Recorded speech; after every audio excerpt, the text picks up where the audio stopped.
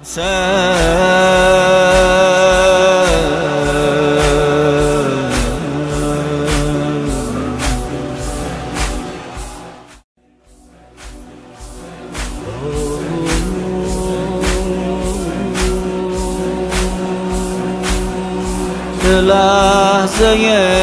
بریدن سرت آه میکشم برای پاره های پیکرت آه میکشم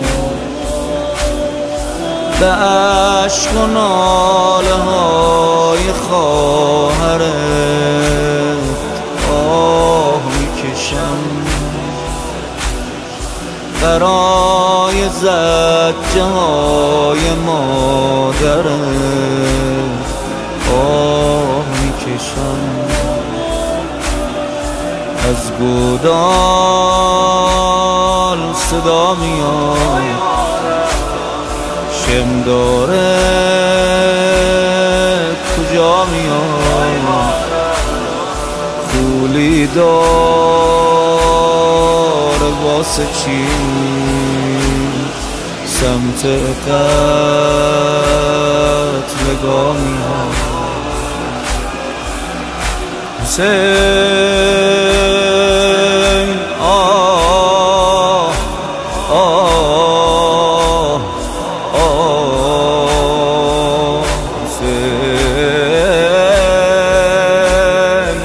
آه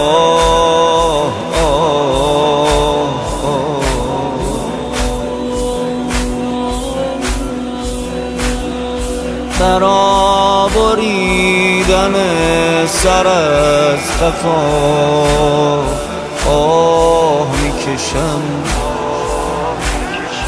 وقتی که میزدی تو دست و پا آه میکشم برا صدای آه بچه ها آه میکشم برای طفل پشت خیمه ها آه میکشم از خیمه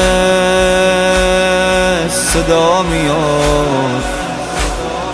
خصم بی حیا میاد داره آه و ناله ناموس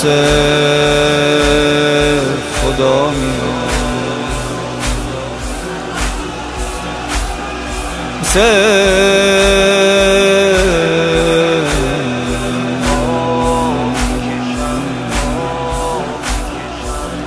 حسین